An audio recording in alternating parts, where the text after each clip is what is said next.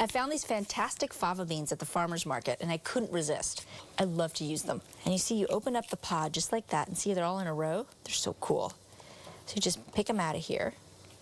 And I've got 4 cups of chicken stock that's boiling. So I'm just gonna throw the fava beans in here and cook them. And you don't even have to peel them. As long as you cook them all the way through, you can puree them, and they're good and yummy and nice and tender. It takes about 8 to 10 minutes for them to cook through. So while that happens, I'm gonna turn on my skillet and add a little bit of olive oil because we're gonna cook some red snapper fillets.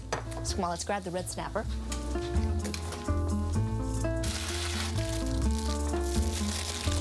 I like to use, a white fish for this. So you could use cod too if you wanted. And see how nice those look? Aren't they beautiful? So basically, I just want to season them with a little salt, a little pepper. Make it super easy. Just flavor them. Salt and pepper on both sides. And they'll cook up in no time, like 3 to 4 minutes, because they're nice and thin. And I know the girls are going to love it.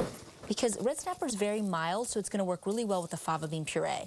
That way, we can really taste the fava beans, which is the special ingredient here. A little salt and pepper on the other side. And freshly ground pepper. Okay, just gonna put my fillets there in the skillet. And just gonna cook them for a few minutes. Just until I get a nice golden crust. It'll cook pretty quick. All right, so let me just clean up real quick. So now, let's check our beans. Looking good. Okay, so you know they're cooked when the skin starts to crack a little bit and starts to just kind of get a little wrinkly. So you know that it's cooked. So now, grab my oven mitts because it's hot. And we'll bring it over. And now I'm going to puree it. So we take them, throw it in there. It's going to be good. And I do this with peas too.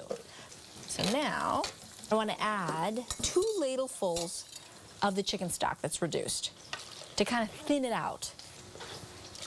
There we go. Let's put that in the sink. And add a little salt and pepper, season it up.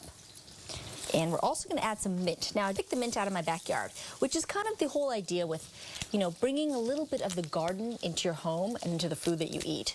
It's seasonal, it's yummy, it's fresh, and you know it's clean. Now, I'm just gonna save a couple of sprigs here. I'm just gonna decorate the fish with it.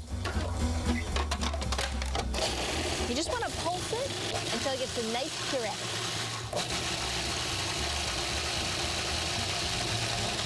All right, so now we're going to flip the fish because it only is a couple minutes on each side. You just want to flip it over. Yep, nice and firm. You get a nice golden color on the other side. Okay, another minute on that side. I'm going to show you how I do these plates. Grab a plate, and I put a couple of the squash blossoms on the plate. Kind of just make them look cute, just like that. Then I grab a piece of fish.